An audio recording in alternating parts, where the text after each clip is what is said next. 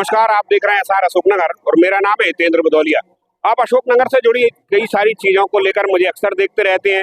कुछ ऐसे होते हैं जिनके उदाहरण समाज में दिए जाते हैं, कुछ अपने आप की उपलब्धियां होती हैं, मगर कुछ ऐसे शख्स भी हैं जो अपने आप में अद्भुत हैं, अपने आप में अलौकिक हैं और अजूबे भी हैं। उन्हीं में से एक शख्स है जिन्हें लंबे समय से मैं आपके बीच में लाना चाह रहा था और समझना चाह रहा था कि इस रूप में इस तरह से क्यों है।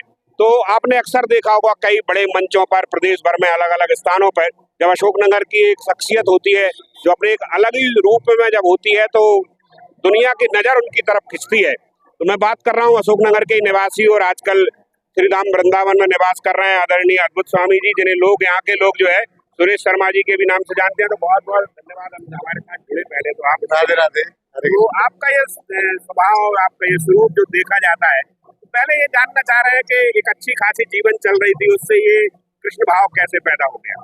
मैं क्या है, बचपन से तपस्या करता था, भगवान की भक्ति करता था जी। तो साधु बनना चाह रहा था।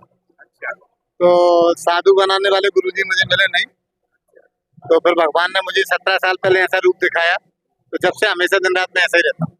तो इसकी प्रेरणा अचानक आई या लग रहा था कि हाँ करेंगे करेंगे और एक दिन ये? नहीं, वो तो एक दिन ही हो गया अचानक, क्योंकि मैं साधु बनने की कोशिश कर रहा था, तो फिर भगवान ने जैसे रूप दिखाया उसी दिन कहता हूँ। तो क्या था वो घटना, कुछ याद है, बताना चाहें? घटना नहीं, स्वप्न में भगवान आए थे, महाकाल ने ऐसा स्वप्न में दिया था मेरे को कि ऐसा रूप रख के भक्ति करें ऐसा। तो जब से फिर मैं भगवान की भक्ति करता हूँ।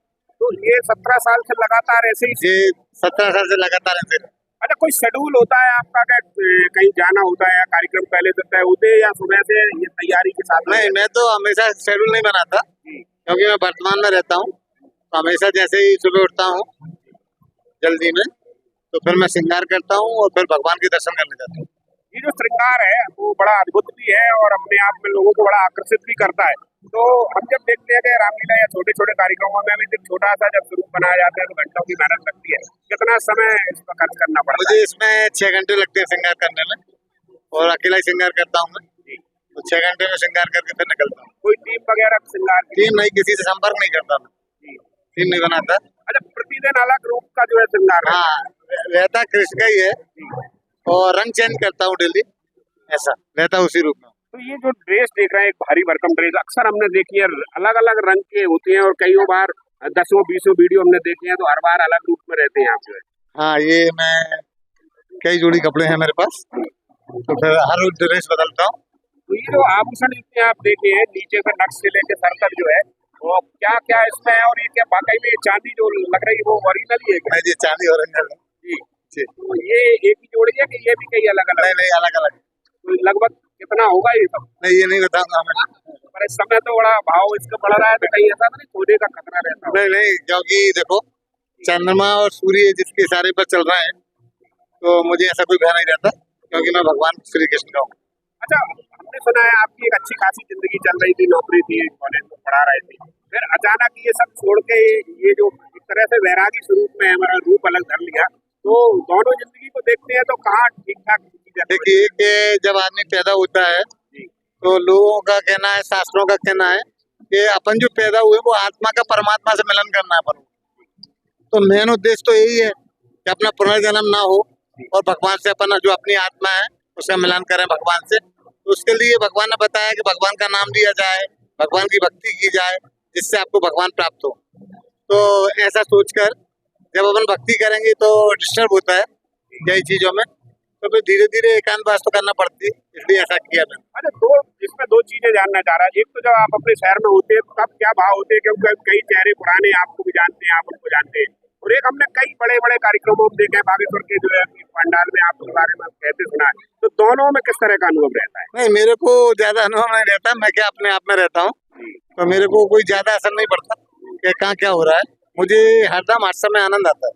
पर आजकल सोशल मीडिया का जो क्रेज है उसमें सेल्फी और फोटो वगैरह, तो कभी ऐसा नहीं होता कि खींच आने लगे यार? नहीं, अब ये क्या है, कहते हैं कि ईश्वर जीव अपना चेतनामय से सुखा से, ये सारे भगवान के रूप है, तो अब इनसे अपन चिढ़ नहीं सकते, ये सब प्यारे ही है। तो जब सब में भगवान देखेंगे जब भी भगवान मिलेंगे, तो इसलिए ऐसा कुछ चिड़मिड़ नहीं होती मेरे को। पर फिर भी एक बात ये जानना चाह रहे हैं आप, आदमी जब जो है नौकरी में होता है तो ये लगता है कि भक्ति भी करना है, तो विरक्त होने के बाद देख लेंगे, जो है माला फेर लेंगे, मगर चलती हुई नौकरी छोड़ देना। नहीं, वो क्या है कि आपने देखा होगा, आप अन्य किसी भी समय दुनिया छोड़ के जा सकते हैं। तो अगर भक्ति करना है तो आपको हर काम में जल्दी करना पड़ेगा। तो अगर मान लो अपन रिटायरमेंट का इंतजार करेंगे और जब तक अपने प्राण चले गए तो फिर भगवान कैसे मिलेंगे। एक चीज और ये बताइए, हमने जब भी आपका ये गेटअप देखा है तो ये पूरी जो ऊपर जो है लालिमा रहती है या अलग अलग तरह की जो रहती है, तो ये क्या क्या होते हैं और इनको किस तरह से करते हैं आप? ये तो क्या है, मैं मेकअप करता हूँ और अब मेकअप ऊपर वाले ही करवाता है। जैसे आपने देखा होगा कि जब भगवान के हो जाते तो ऐसा लगता है कि सारे काम भगवान ही करते हैं। तो कई बार हमने देखा है कुछ बड़े कार्यक्रमों में आप पहुंचते हैं तो लोग पहले से भी जो है संपर्क करते हैं क्या आपसे? हाँ, कई बार संपर्क करते हैं तो मैं पहुंच जाता हूँ। तो किस रूप में जो है लोग ज्यादा आपको देखते हैं, एक स्वरूप के रूप में या उसी भाव में, या आजकल इस तरह की गेटअप लोग करते रहते हैं? नहीं, तो मैं तो हमेशा इसी गेटअप में रहता हूँ ना। 17 साल से कभी ऐसा बदलता नहीं है गेटअप मेरा। मैं जब भी घर से निकलता हूँ तो इसी गेटअप में निकलता हूँ, वो रूप दिखाते नहीं मैं किसी को। अच्छा, हाँ, ये भी हमने देखा है कि कई बार इसी रूप में आपने जो है यात्राएं भी की है, बुलेट से भी की है। हाँ, चक्कर क्या है कि जैसे मैं शास्त्रों के हिसाब से चलता हूँ। शास्त्रों में लिखा है कि आप चारों धाम की यात्रा करें, 12 ज्योतिर्लिंगों के दर्शन करें, गंगा सागर जाएं, गंगोत्री का जल लेकर रामेश्वरम में चढ़ावें तो स्वर्ग की प्राप्ति होती है। तो जितने भी भगवान के मेन स्थान है उन पर जाना जरूरी है। तो मैं जब इन कपड़ों में था तो इन कपड़ों में सारी जगह यात्रा करके आया हूँ। अच्छा, कई बार देखा है बड़े बड़े कार्यक्रमों में ये वेशभूषा के कारण एंट्री बहुत आसानी से हो जाती है। नहीं, अब क्या है कि सारे लोग प्रेम करते हैं जी। तो प्रेम करने वाले तो बुला ही लेते हैं। तो क्या आगे आगे को लेकर भी क्या है, ऐसे ही हमेशा जो है इसी नहीं, भाव में? मैं ऐसा नहीं। मैं क्या है, मैं वर्तमान हूँ। आगे क्या होगा कैसे बताया जा सकता है। जो जो प्रभु की मर्जी होगी वही करेगा। कितनी ड्रेस होंगी लगभग? 100 के लगभग ड्रेस है। 100 से? तो ये तो बड़ा खर्चीला काम भी है एक तरह का। खर्चीला है। अब भगवान आपको बताए कि गुरु मेहरबान तो चेला पहलवान, तो ये भगवान की कृपा है। चलिए, तो बहुत बहुत धन्यवाद। आप अपनी तरफ से भी अगर कुछ ऐसी चीज जो रखना मैं ये कहना चाहूंगा कि शास्त्रों का भी कहना है, सारी दुनिया के जो ज्ञानी है उनका भी कहना है कि मनुष्य जन्म 84 लाख योनि भोग के मिलता है। अगर आपने भगवान का भजन नहीं किया, माला जाप नहीं किया, तो आपका अगले जन्म में जानवर बनना तय है।